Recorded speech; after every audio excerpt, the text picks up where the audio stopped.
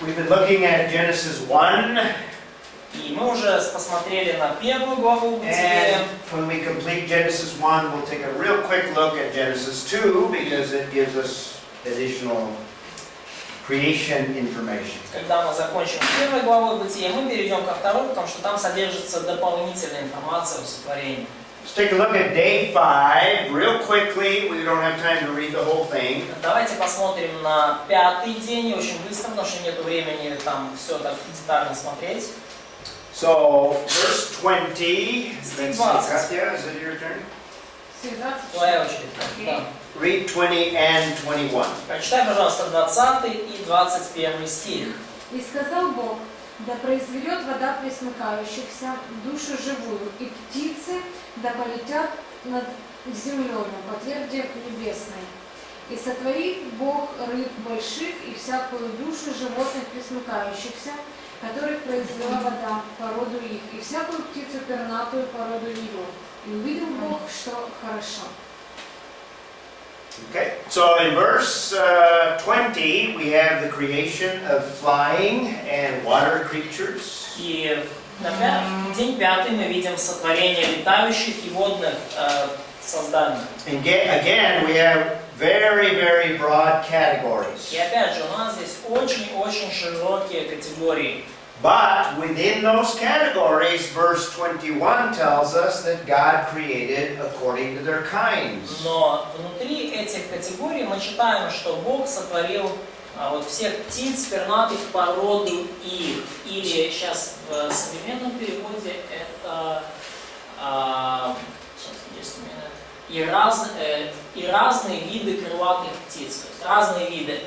So those kinds would be the more specific, smaller categories of flying creatures and water creatures. И вот эти вот виды это более уже мелкие конкретные категории летающих и плавающих существ. We already saw that God created plant life after their kind. И мы уже видели, что Бог сотворил растения каждое по их роду. The Hebrew word there is a simple word min. И еврейское слово здесь это простое слово мин. Min occurs in the Old Testament 33 times. И вот это слово мин используется в Ветхом Завете 33 раза. And 10 of those 33 occur in Genesis 1. И 10 раз из них оно встречается в Бытие первой главе. Referring to both plant life and animal life. We'll see it again in the next creative day. И относится и к животной, и к растительной жизни. Мы это увидим в следующем. There are some new sciences today that have only been around for maybe 50 years. И есть много различных научных дисциплин, которые появились в последние 10-15 лет, и которые ранее не существовали. One of those studies is called microbiology. И одна из этих сфер это микробиология. And another science related, genetics. И другая сфера это генетика. We have just begun to understand a lot of the science of these two areas. Мы только недавно начали понимать вообще науку и, то есть научно понимать вот эти две сферы. Microbiology is confirming what Genesis 1 teaches. И микробиология подтверждает то, чему учит Бытие первая глава. What Genesis 1 is emphasizing is that there's limitations in terms of how animals can vary. И чему учит Бытие первая глава, что есть определенные ограничения, в которых могут варьироваться животные. We as creationists acknowledge that there is variation within the kinds. То есть мы, как креационисты, верим в то, что есть вариации внутри вида, внутривидовые вариации. The category of kinds is not species. И категория... Not species. It's really like origins of species. No. Kinds are broader. Ну, да, то есть я понял.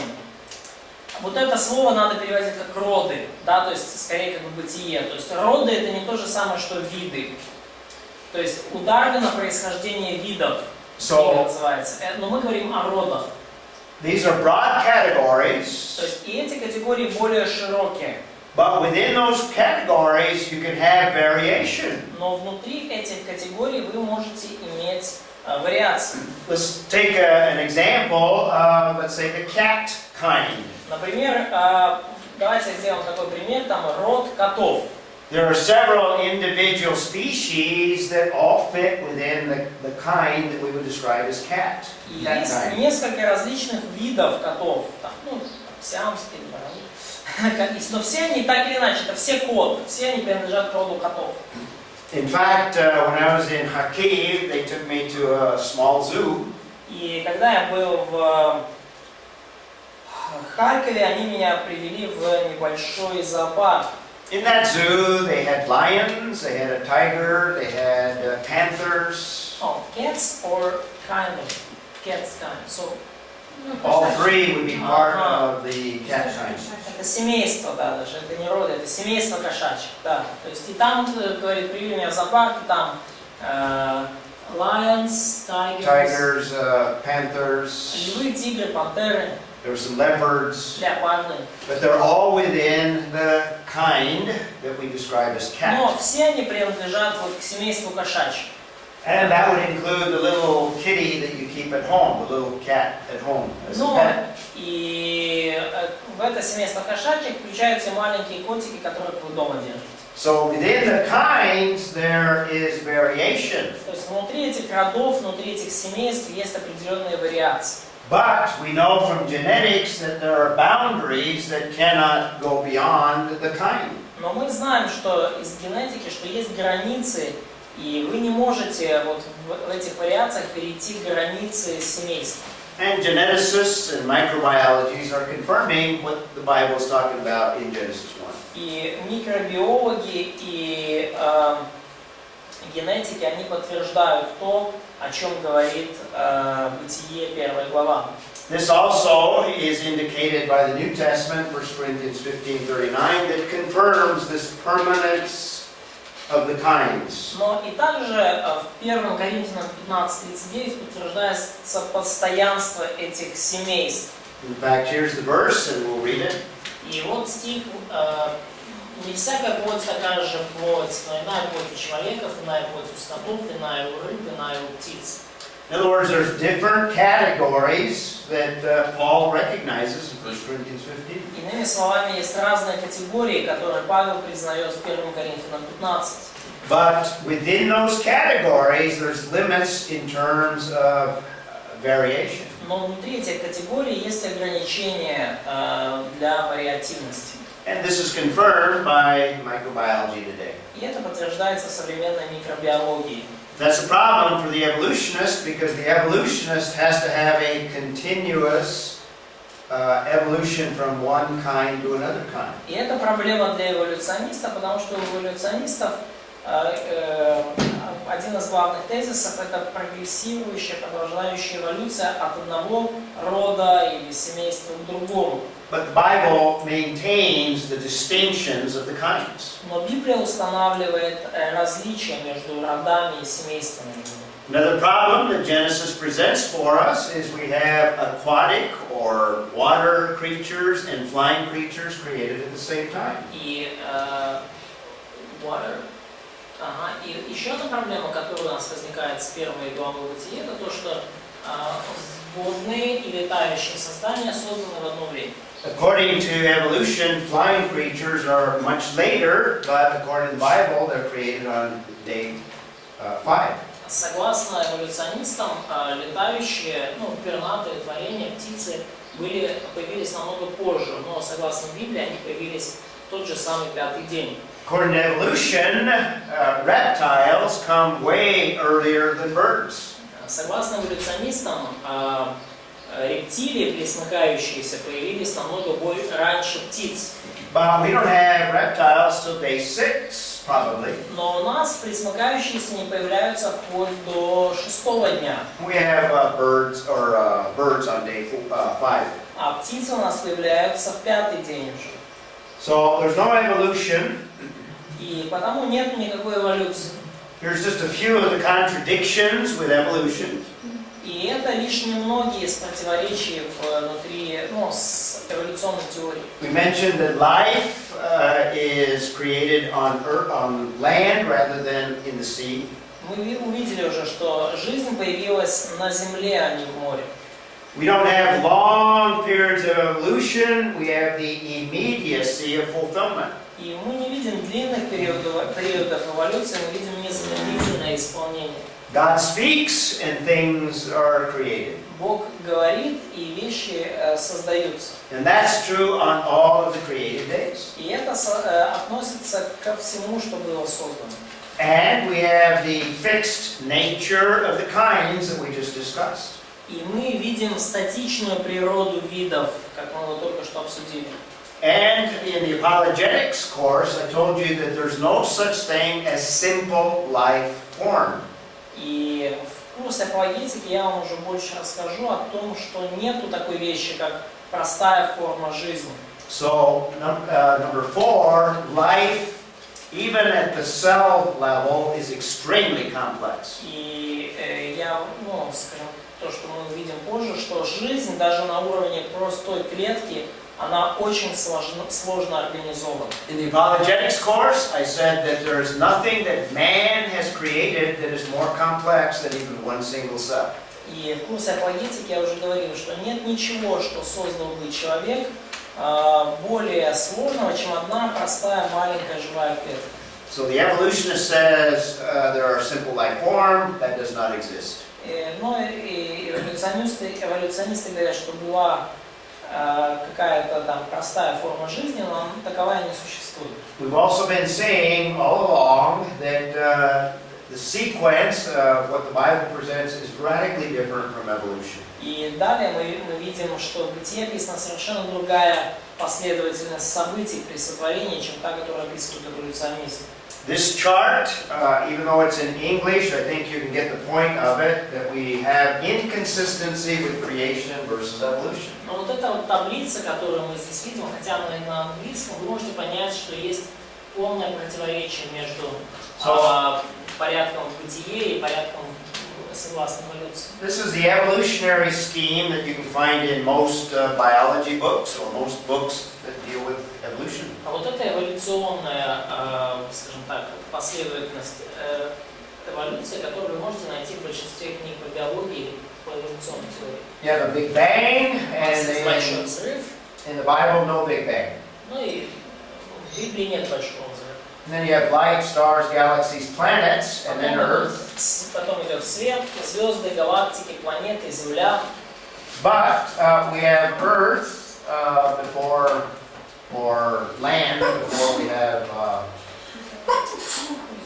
galaxies and stars. Day 3. Но в описании, в бытие у нас Земля появляется до того, как появляются звезды, галактики и...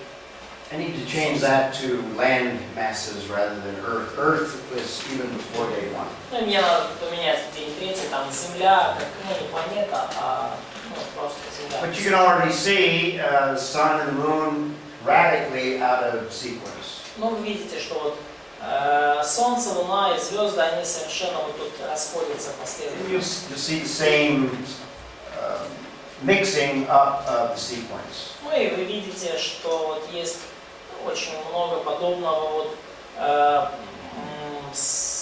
противоречия последовательности событий. By the way, verse 21 calls attention probably to what's described in dinosaurs, the only specific animal noted. И в 25 стихе мы видим, что упомянуты также существа, подобные, наверное, динозаврам. Скорее всего, единственный конкретный вид упомянутый. Verse 25? 21. 21? В 21 стихе, да, упомянуты рыбы большие. Great creatures of the sea. Yeah? Right. Yeah. Ну вот, у нас это рыбы большие.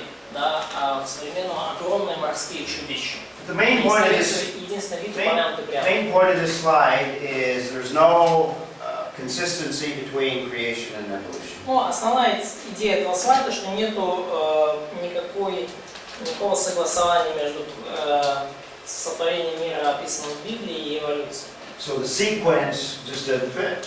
То есть последовательность событий просто не совпадает. The Bible does not support the idea of evolution, and I showed that science does not either. И Библия не поддерживает идею эволюции. Я покажу вам позже, что и наука ее тоже не поддерживает. That was in the last course where I demonstrated that there's no scientific support. И это было в предыдущем курсе, когда я показывал, что нет научного подтверждения эволюции. Another interesting thing is we have 4 distinct kinds of flying creatures. И еще одна интересная вещь, то, что у нас описано 4 вида летающих творений.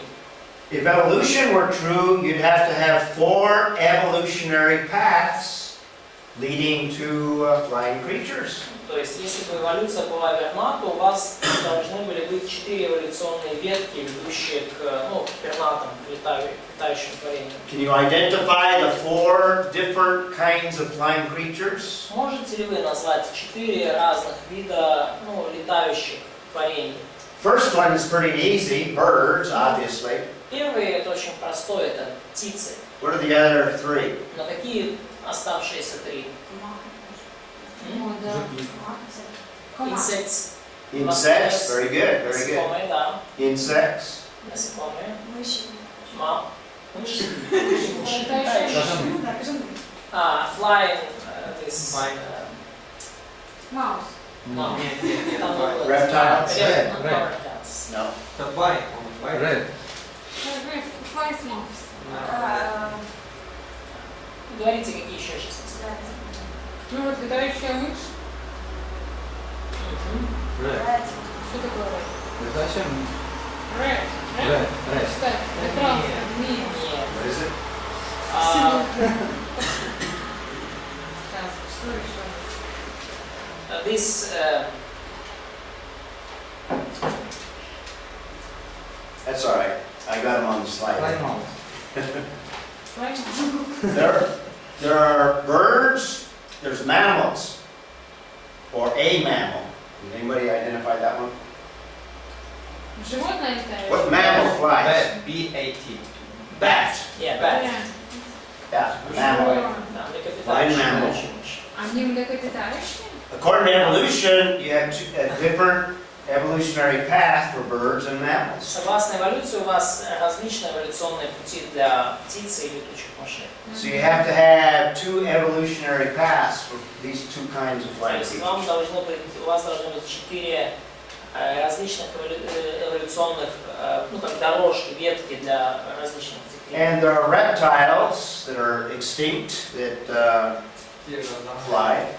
И также рептилии, которые, летучие рептилии. Динозавры. Pterosaurs. Это они? Сейчас их нет, но были.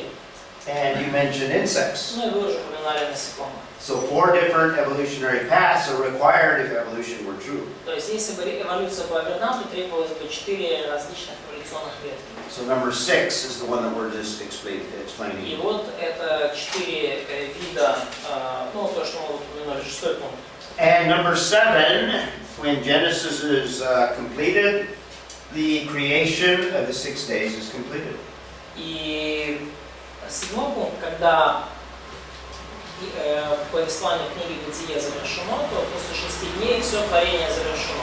We have the divine evaluation of all 6 days. Very good. И мы видим божественную оценку всех 6 дней, и сказано, что сотворенное весьма хорошо. According to evolution, things are still evolving today. И согласно эволюции, все эти вещи все еще в наши дни развиваются. So the Bible indicates that God's creative work ended on day 6 and He rested on day 7. Но Библия говорит, что Бог завершил всю работу по творению в 6-й день и отдыхал в день 7-й. Now I mentioned that microbiology is a relatively new science. И я упоминал уже, что микробиология это относительно новая научная дисциплина. The whole area of microbiology is destroying the concept of evolution.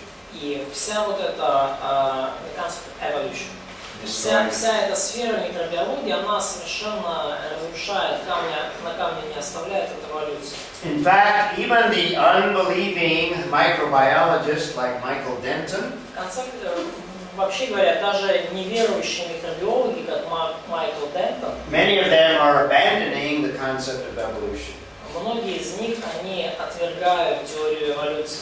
They're not accepting creationism or accepting God necessarily, Они не обязательно при этом принимают креационизм или не обязательно не принимают Бога при этом. but because of their understanding of microbiology, they realize evolution is impossible. Но в силу своего понимания микробиологии они осознают, что эволюция просто невозможна. Michael Denton is an unbeliever that wrote a book with the title Evolution in Crisis. Майкл Дентон – это микробиолог, который написал книгу, называемую «Эволюция в кризисе». And the conclusion at the end of his book, he states, in fact, I quote a sentence out of that conclusion. И вот он делает заключение в конце книги, он утверждает, вот я взял часть этого утверждения, что в конечном итоге теория Дарвина является более чем менее, она является великим космогоническим мифом 20-го столетия. And basically, he is saying that evolution is a myth. It's not a scientific theory, it's mythical. То есть в целом он говорит, что эволюция это миф, это не научная теория, это просто миф. That's a powerful statement by an unbeliever that basically was trained in evolution. И это очень сильное утверждение от неверующего человека, который при этом отвергает эволюцию. The point I'm making is there's no support for evolution in Genesis 1. In fact, everything goes against it. На что я хочу вам указать, это то, что нету свидетельств в пользу эволюции в Бытии 1 главе. То есть эти две теории, два этих описания совершенно отличаются. Yeah, this is just a cartoon that kind of pokes fun at Вот это вот the комикс, idea of evolution. который делает, как бы высмеивает теорию эволюции.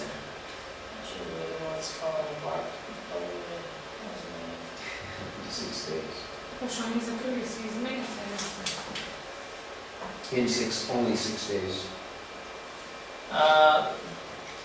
Судя по тому, как мир как бы распадается и катится ко дну, он был сотворен действительно за 6 дней. Okay, just То есть, и здесь, типа, в газетной заголовке со всякими угрожающими новостями, там, экономический кризис. Что мир так быстро катится ко дну, что, скорее всего, он был создан за 6 дней. Okay, let's summarize some of the implications that we've drawn from the first major event of world history. И давайте как-то подытожим те выводы, которые мы сделали в процессе изучения 6 дней сотворения. We looked at the nature of God. Мы видели уже природу Бога, We saw the origin of language. мы видели происхождение языка. And I've been emphasizing in the last few days, or the last creative days, the conflict with evolution. И я упоминал уже в последние, когда мы рассматривали последние дни сотворения, конфликт с эволюционной теорией. Let's take a look at the nature of man that we have in the text. We don't have... Okay. Но мы не видим здесь. Давайте рассмотрим сейчас природу человека, как мы видим ее в тексте Бытие. Okay, so is that? No, conflict with evolution. Oh, that's conflict with evolution. Yes. Oh, I'm sorry. Okay. Let me go back here. Yeah, there was Okay, what's this one? the means of creation. Oh, okay. Yeah, we briefly touched on that. I want to talk about the nature of man. Я хочу поговорить о природе человека. Okay, so that brings us to day 6. И это нас приводит к дню 6. And in verse 24 and 25, we have creation of the rest of the animals. И в стихах 24-25 мы видели сотворение оставшихся животных. And we also have the creation of man. И также сотворение человека. And we also have the purpose of all of the creation. И также мы видели цель всего сотворения. So let's talk about mankind and what makes up the man's nature. И давайте поговорим о человечестве и о том, Чем характеризуется природа человека? This is the biblical view of man that also goes contrary to the evolutionary И view. это библейский взгляд на человека, который также противоречит эволюционному взгляду. According to evolution, man is simply the most evolved of all creatures. Согласно эволюции, человек это просто наиболее развитый из всех творений. Man is just the last of all of the animals. Человек, по сути, это самое последнее из животных. But the Bible makes a definite distinction between man and the rest of creation. Но Библия дает совершенно четкое разделение человека со всем остальным творением. Now, we would admit that we share some aspects with the material realm, some aspects with animals. И мы признаем, что мы разделяем некоторые аспекты, есть кое-что общее между нами и материальным миром, и конкретно животными. First of all, the Bible describes us as having a body or basar. И, во-первых, Библия описывает нас как имеющих тела или басар. So in that material body, we share similar elements, you might say. То есть вот в этом материальном теле мы разделяем многие похожие элементы, да, то есть можно сказать. When you get into chapter 1, we also have man being a living being, or nephesh. Но также вот в первой главе мы видим, что человек был сотворен душой живой, нефеш. Animals have, some of the animals have nephesh. У некоторых животных также есть душа живая. Probably referring to the animated, living aspect or living substance of animals and man. И, наверное, это все-таки имеет отношение вот к этой живой субстанции в душе, которая есть у человека или животного. So there are some aspects that are shared with the animal kingdom. И есть некоторые аспекты, которые у нас общие с царством животных. But what's most important in Genesis 1 is the distinction between man and the animals. Но что наиболее важно в Бытие 1, это различие человека и животных. And the main distinct aspect is the spiritual aspect. И основной аспект отличия – это духовный аспект. And that's brought out in chapter 2, the word nishmat. И вот это то, к чему мы приходим во второй главе. Это вот слово нишмат. The breath of life that seems to indicate spiritual aspects. Дыхание жизни, которое указывает на духовный аспект. And we'll see that the image of God has things that are very distinct from the animal kingdom. И также мы видим, что вот образ Божий – это нечто, что очень отделяет нас от царства животных. These are the main elements of the image of God. Это главные элементы образа Божия. And we begin with that aspect of spirituality. И мы уже начали вот с этого аспекта духовности. Animals do not have spirituality. У животных духовности нету. Only man, created in the image of God, has spirituality. Только люди, сотворенные по образу Божию, обладают духовностью. So that means we have an aspect that we can relate to God, a spiritual aspect that can Это relate to значит, God. что у нас есть вот этот духовный аспект, с помощью которого мы можем строить отношения с Богом. Animals don't have that capability. И у животных такой возможности нет. Part of the image of God includes immortality. И частью образа Божия является бессмертие. Why do we say immortality rather than eternality? Почему мы говорим о бессмертии, а не вечность? What have we already said Потому about? что у нас есть начало. Because we have been created, we have beginning. We have a beginning. Very У good. нас есть начало. Only God is eternal. Только Бог вечен.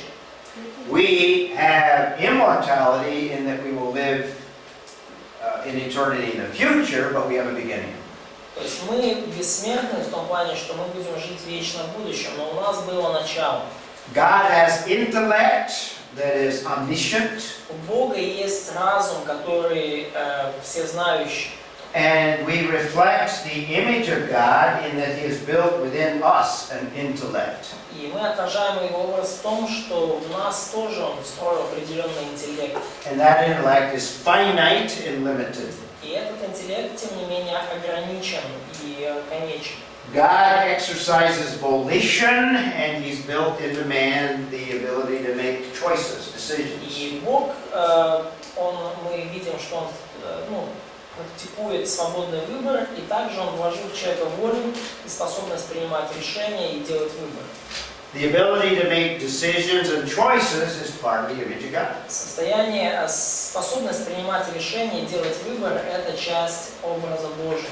God shows creativity, and He creates an entire full-blown universe. И Бог демонстрирует креативность, творческую натуру, и Он сотворил вот весь этот огромный мир, всю Вселенную. But part of the image of God in that God has built creativity into man. Но частью образа Божия является то, что Бог встроил креативность в человека. Everybody has some level of creativity.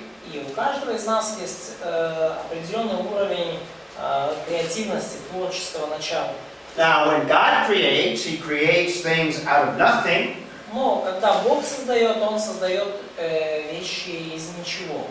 When man exercises creativity, it is reshaping that already exists. Когда человек проявляет креативность, то он обычно как-то переформирует то, что уже существовало до этого. In fact, one of the main purposes of mankind, we're going to see in verse 28 of chapter 1. И, кстати, одной из главных целей человека мы видим в 28 стихе 1 главы. In chapter 1, verse 28, we have what I describe as a creation mandate. И в стихе 1.28 я вижу то, что называю мандат на лицензия на воспроизводство. Да. It's more commonly referred to as the dominion mandate. Ну или как ее чаще называют как право на владычество. But what's the first thing that God commands man to do? Но что самое первое повелевает Бог делать человеку? What? Verse 28. Стих 28. Трудиться. Be fruitful. Be fruitful. That's creativity. Это тоже креативность. In other words, that's having babies. You have babies after your own image. Да, то есть это то, что это воспроизводство детей. То есть вы создаете детей по своему опыту. So that's the main way that you can display creativity. Это вот основной способ, которым вы можете продемонстрировать креативность. That's part of the image of God. И это часть образа Божьего. And we've been talking about communication from chapter 1, verse 3. И мы уже говорили из 3 стиха 1 главы об общении. That's part of the image of God that God has built. И это общение, это часть образа Божия, который Он встроил в человека. So the ability to communicate and use language. То есть это способность общаться и использовать язык.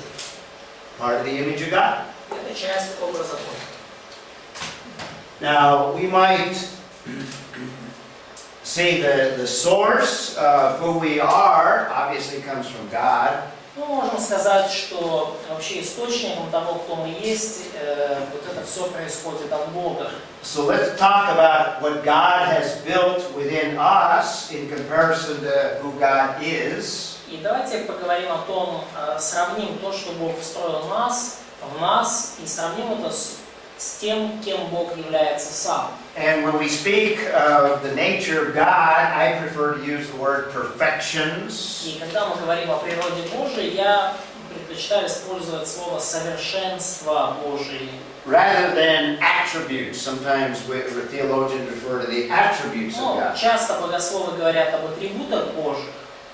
But when it comes to God, God's attributes, He is perfect in every way. Но когда речь идет о Боге, то Его атрибуты, они во всех смыслах совершенны. You and I and humans have attributes, but I prefer to call God's attributes perfections. У нас с вами есть, как у человеческих существ, определенные атрибуты, но говоря о Боге, я предпочитаю использовать термин совершенство. So one of the attributes of God is omniscient. И один из атрибутов Божьих в том, что Бог всезнающий. But on a limited level and on a finite level, He's built within man intellect and the ability to reason.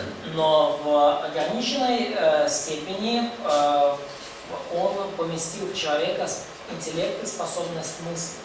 God is omnipotent. All power resides in Him.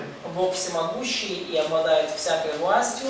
But He's given us in a finite measure the ability to make choices and decisions and perform actions. Но Он дал нам в ограниченной мере способность совершать определенные действия и принимать решения. Given us certain abilities to perform things. Он дал нам определенные способности, позволяющие нам делать что-то. Part of the spiritual aspect, God is totally holy. Частью духовного аспекта божества является Его абсолютная святость. But that also, God has built into man morality or a moral capacity. Но также Бог встроил в человека определенную моральность, моральные способности. The capability to make choices that involve either rebellion or obedience. Способность принимать решения, которые могут быть либо бунтарскими, либо решениями послушания. Man is not created robotic. Человек не создан роботом. And we said that God is eternal, that's the perfection of God. И мы говорили о том, что Бог вечен, и это Его совершенство. And He's given us a measure of what we call immortality. Но Он дал нам определенную степень бессмертия. God is love. Бог есть любовь. And He's given us the ability to have relationships with one another. Он дал нам возможность, способность вступать в взаимоотношения друг с другом. And the ability to express love towards one another. И способность выражать любовь по отношению друг к другу. God is sovereign over all things. Бог суверенен и владычествует над всем творением. We'll also see that in the dominion mandate or creation mandate, God gives us a certain level of rule or sovereignty. Мы видим, что вот в этом мандате направления или в Бытие 1.28 Бог дает нам определенные полномочия, связанные с правлением над землей. So we are not only to express creativity, but we are to express rulership. И нам поэтому мы выражаем, мы не только проявляем способность к творчеству, креативность, но мы проявляем и способность к управлению. So on a limited and a finite level, we have the ability to express sovereignty. И на очень ограниченном и конечном уровне мы все же имеем возможность проявлять вот эту суверенность, способность править. And that's delegated sovereignty. И эта способность, она нам делегирована. So a summary of who man is, there's some physical aspects. И вот суммирование того, кто есть человек. Есть физический аспект человека. But there's also invisible, immaterial aspects. Но есть также невидимый, нематериальный аспект. The ability to make choices, we call that volition. Также есть способность принимать решения, мы называем это волей. The ability to reason or a rational nature. Но также это способность мыслить, это рациональная его природа человека. That's from the intellect that God has given. Это вот основано на том интеллекте, который Бог нам дал. We have a moral capacity to make moral decisions. У нас есть способность принимать моральные решения. And most importantly, a spiritual aspect. Ну и наиболее важный аспект это духовный. And what relates to our purpose is we are given a regal or a ruling aspect. И что также наши, что связано с нашей целью на земле, нам дан также поручен аспект правления, руководства. Я думаю, здесь не точный перевод. Ruling the earth, yeah. Управляющий аспект человека. Или правящий. Ну, не совсем правильно. правящий. So this leads us to come to some conclusions concerning a biblical foundation for mankind. И это ведет нас к определенным выводам, связанным с библейским взглядом на человека, библейским основанием Or то есть человека. we might describe it as a biblical foundation for anthropology. Или мы можем это описать как библейское основание антропологии. And again, it's radically different from the world's view of what man is like. И опять же, это радикально отличается от того, как мир смотрит на человека и на то, кто есть человек. And it starts with man created by God. И это все начинается с того, что человек создан Богом. The unbelieving worldview says that man came by evolution. И неверующее мировоззрение говорит, что человек произошел в результате эволюции. The Bible says no evolution created by God. Библия говорит, нет, эволюции нет места, человек создан Богом. Secondly, man is distinct from the rest of creation. Второе, человек отличается от остального творения. There's not a continuity or there's not a continuous aspect from the animal kingdom to man. То есть нету такого, что человек является просто продолжением животного царства. No continuity, but distinction. Вот нету вот этой идеи продолжительности, но есть отличие. In fact, man is the crown of all creation. Но и по сути человек является венцом всего творения. Not only is he created as the last of the creation, Не только потому, что он создан в конце, после всего творения, but that description is even different from the rest of the creation. но он описан именно даже иначе, чем все остальное творение. When you get to verse 26, it is the creative description speaks of God creating like himself. И когда мы в 27 стихе мы читаем, что описание сотворения человека, Бог сотворил человека по образу своему, по образу Божию. And we have the phrase, let us make man in our image. И есть фраза также «сотворим человека по образу нашему». They're very different words that are used in comparison to the rest of the creation. И это слова совершенно отличающиеся от тех, которые используются для описания остального творения. In fact, all the rest of creation is created for the benefit of man. И на самом деле все оставшееся творение создано на пользу человека. The rest of the creation is designed to support man. Остальное творение создано, чтобы поддерживать человека. And obviously man is created in the image of God. И очевидно, что человек создан по образу Бога. So there's more than just the material aspect that the secular humanist would say. И поэтому в человеке есть аспекты помимо только материальных, как утверждают эволюционисты. Okay, this is the purpose of man? Yes. Okay, I should have in here the nature of man.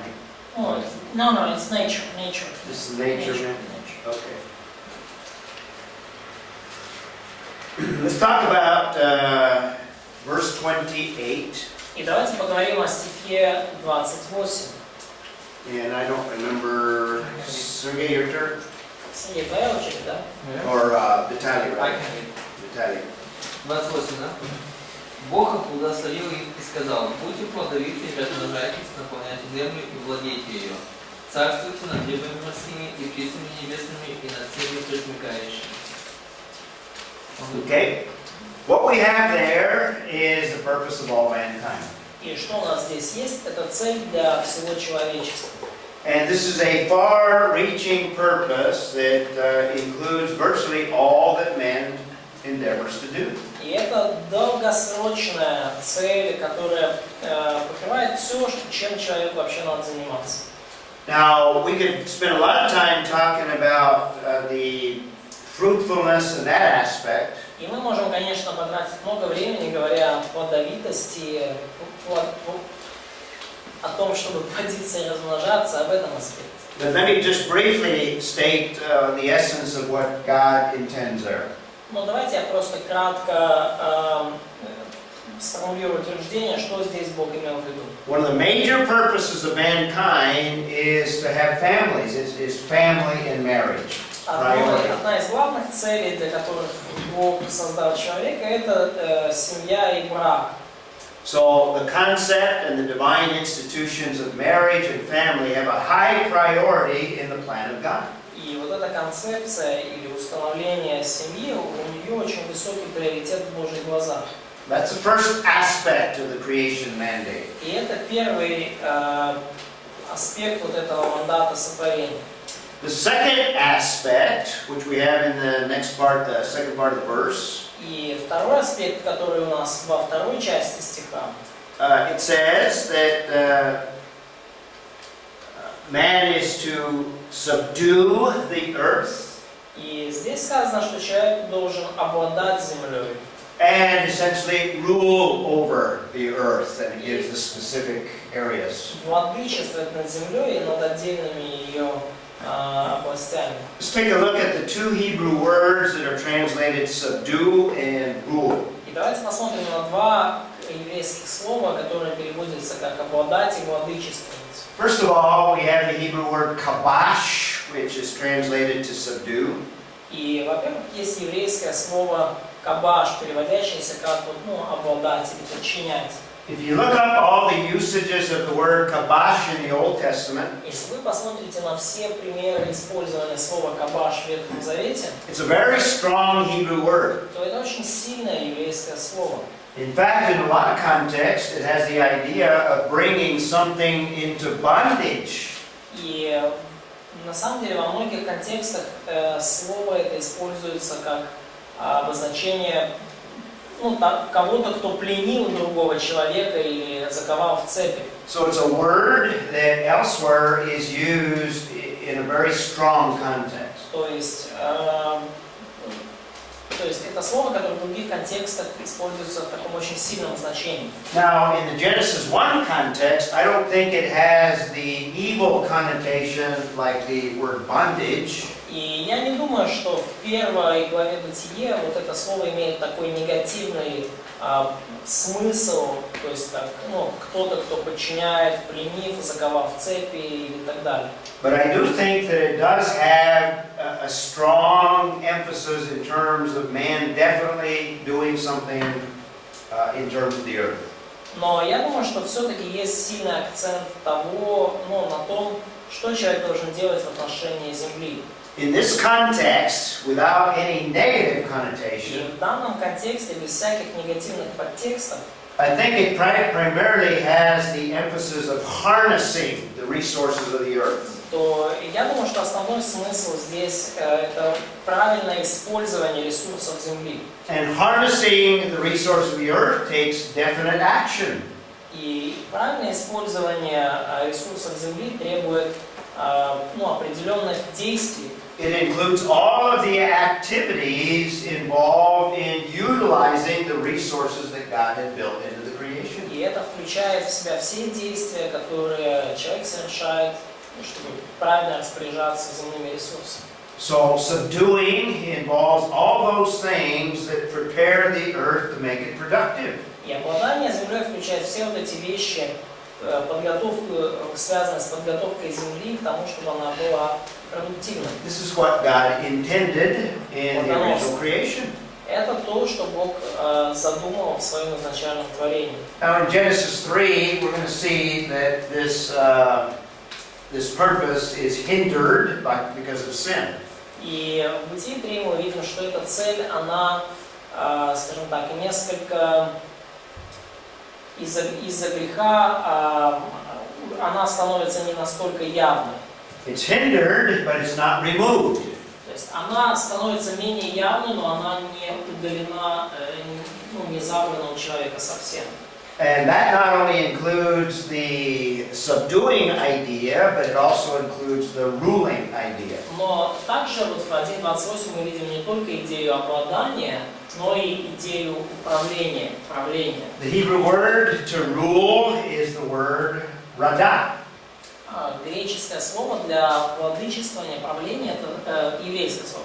And if рода. you study all the usages of the word in the Hebrew text, И если вы изучите все примеры использования этого слова в еврейском тексте, it is another very strong Hebrew word, just like kabash. то это еще одно очень сильное еврейское слово, такое же сильное, как слово «кабаш». It's the idea of ruling like a king would over a kingdom. То есть это идея здесь в том, что в правлении, подобном правлению царя над царством. In fact, in some context, it even has that strong idea of exerting dominion over things. И во многих контекстах речь именно о том, что кто-то господствует над чем-то. In some context, the word subdue would have the idea of a king conquering another kingdom. И во многих контекстах, например, слово «обладать» описывает царя, который подчинил себе другое царство. And once that kingdom is subdued or conquered, царство, и после того, как оно подчинилось ему и было завоевано, the word rada has the idea of putting those people under dominion. То вот слово «рада» уже обозначает то, что люди в этом завоеванном царстве отныне переходят под господство. But in this context, where everything is very good, но в этом контексте, когда все очень хорошо, it is a strong word, but it doesn't have any of the negative or evil connotations. то слово, конечно, сильное, но оно не имеет никакого отрицательного подтекста. But instead, it has the idea of sovereign rulership. Но вместо этого там подчеркивается идея суверенного правления. God delegating His sovereignty on a limited basis to mankind. Бог делегирует свою суверенную власть на ограниченной основе человечеству. God intending that man would harness the resources. Бог задумал, что человек будет мудро распоряжаться ресурсами земли. And act in a sovereign way in relation to the rest of the creation. И будет действовать в владычественной манере по отношению к остальному творению. He was to rule over the animal kingdom. Человеку было повелено править над царством животных. Subdue the animal kingdom, harness the resources of the earth. Обладать царством животных и мудро использовать ресурсы земли. And rule in the sense of manage И the creation. владычествовать в плане, управлять, мудро распоряжаться ресурсами творения. Before sin, without any of the negative connotations. И из-за греха теперь у нас эти все слова приобрели негативную окраску. So the creation mandate includes, number one, this idea of fruitfulness. И вот этот мандат сотворения включает аспекты плодовитости. In fact, what is the purpose of the whole creation? На самом деле, какая цель всего творения? What is the purpose of all things? Цель всех вещей. Слава Божия. Glory of God. To bring glory to God. Very good. Приносить славу Богу. Да. And I think from the very beginning, God intends that we bring glory to Himself through our fruitfulness. И я думаю, что с самого начала Бог задумал, каким образом мы приносим Богу славу через нашу плодовитость. To bring glory to God means that we display something of the nature and character of God. Приносить славу Богу означает показывать, демонстрировать нечто, что сходно природе Божьей. And by being fruitful, we can display something of the creativity of God. И будучи плодовитыми, мы можем продемонстрировать нечто о творческой природе, о креативности Бога. God created all things, and He's given man the ability to create physical life. И Бог создал все вещи, и Он дал человеку способность создавать физическую жизнь. So as we have already said, there's a high priority for marriage and family. И как мы уже сказали, семья и брак имеют очень высокий приоритет в плане Бога. So God's intent is ultimately that we have families И and Божье children. намерение в том, чтобы у нас были семьи и были в семьях дети.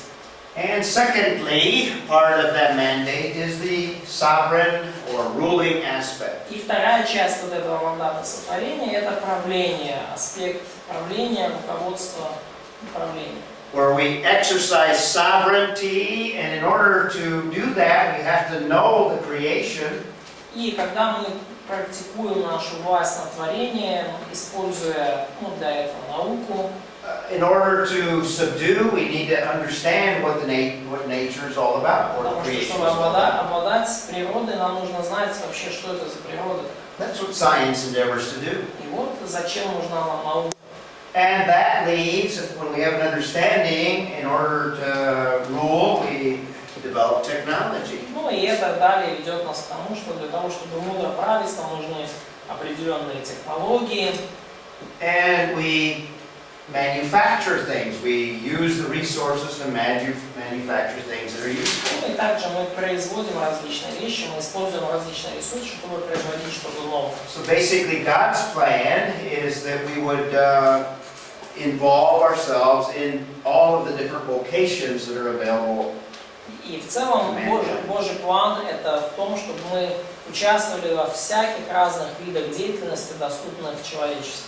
So subduing and ruling involve science, technology, manufacturing. И потому обладание и правление, они включают в себя науку, технологию, производство.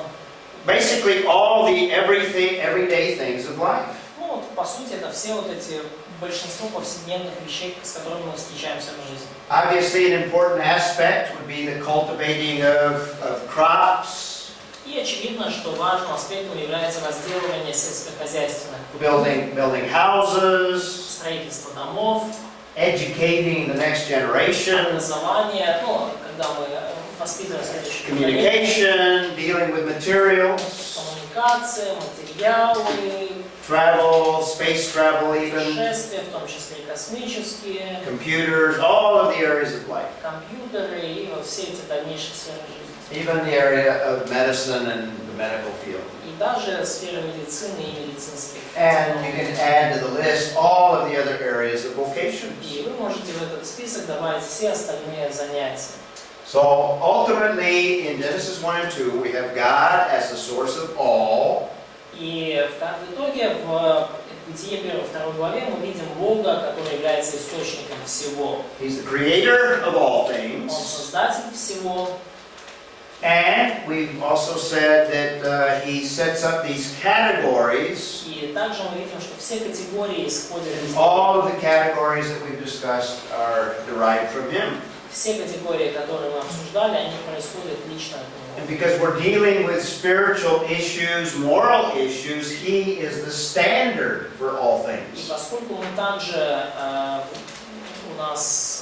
мы имеем дело с духовными и моральными вопросами, то Он является стандартом для всех этих вопросов. And all things should be evaluated by that powerful word. И все вещи должны быть оценены через Его могущественное Слово. So when we speak in terms of Genesis 1, И когда мы говорим в терминах Бытие 1 главы, the purpose of mankind, то цель человека, цель человечества, we could view that as our commission, our ministry. то мы можем рассматривать это как наше как поручение нам для нашего служения. Biblical ministry is not just preaching and teaching and church work. И библейское служение это не только проповедь, учение и работа в церкви. God has called all individuals to be involved in what He is doing in the earth. Бог призвал всех людей участвовать в том, что Он делает на земле.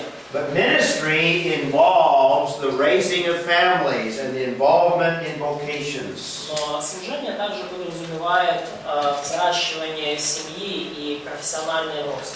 And in fact, it's a difference in worldviews. We view things differently from the secular world. И на самом деле это различие именно в мировоззрении. Мы видим мир иначе, чем видят люди этого мира.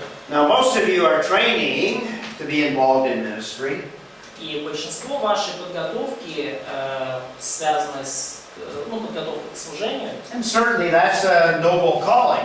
И, конечно же, именно служению церковному, и, конечно же, это благородное призвание. But you need to view people within the church as God has given them a commission. Но вам нужно рассматривать людей в церкви как тех, кому Бог дал поручение. They may not be Bible teachers or pastors or Sunday school teachers. Они могут не быть проповедниками или учителями воскресной школы. But their main ministry will be raising families and involved in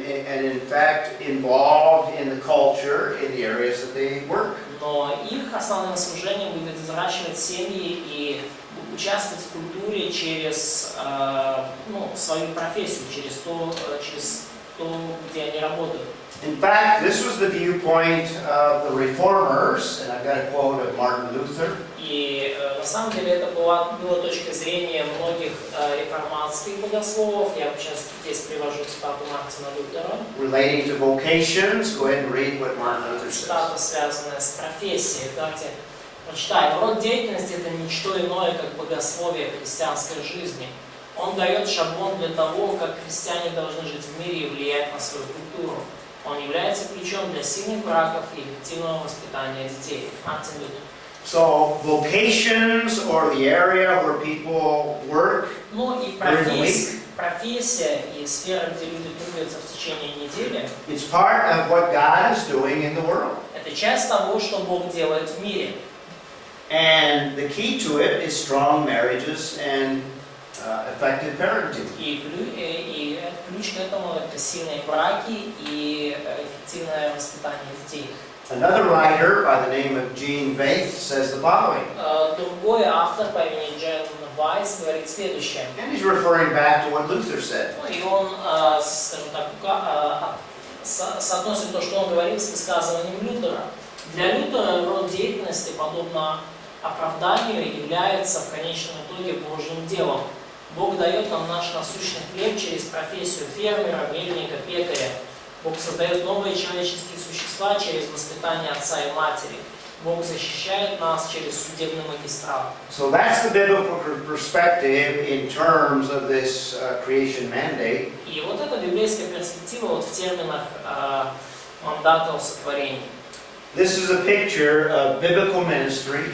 Это образ картины библейского служения. It's broader than what we generally think of in terms of preaching and teaching. И это шире, чем мы обычно мыслим о служении, как лишь о проповеди и учении. And it's through all of these areas that God supplies all of the needs of a culture. И через все эти сферы Бог поддерживает и восполняет нужды нашей культуры. That's different from a secular view И это отличается от светского взгляда, that has eliminated God from all areas of the culture. который удалил Бога из всех сфер культуры. So this is a good stopping point, and we'll pick up and talk some more about creation tomorrow. И это неплохое место, чтобы остановиться, и мы продолжим и поговорим больше о сотворении завтра. And we'll get into chapter 2, И мы перейдем ко второй главе. and I'll give you a biblical foundation for science. И я дам вам библейское основание для науки. And then tomorrow we will also look at the next major event. И завтра мы посмотрим также следующее важное событие. We spend more time on creation because it's foundational to everything else we'll talk И about. мы тратим больше времени на сотворение, потому что это основание для всего, о чем мы будем говорить далее.